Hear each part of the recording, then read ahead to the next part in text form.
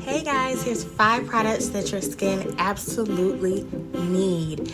You know, coming out of your 20s, I'm in my 30s now, and I have a whole new mindset about skincare, and I just want to give you a few tips that's going to help you out in the long run. Number 1 is a good cleanser, okay? No soap. Your skin should not feel stripped or dry, or you shouldn't feel like you have to run to moisturizer after you cleanse.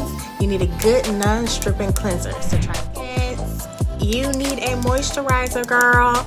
I get so many clients that say they do not wear moisturizer but their skin feels dry. Make it make sense. Put the moisturizer on.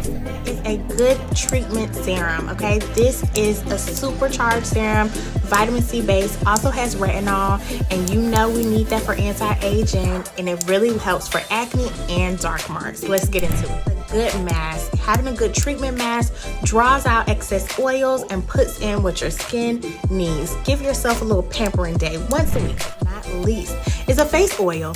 Putting this on top of your moisturizer at night just holds everything in and gives you a glowy finish in the morning.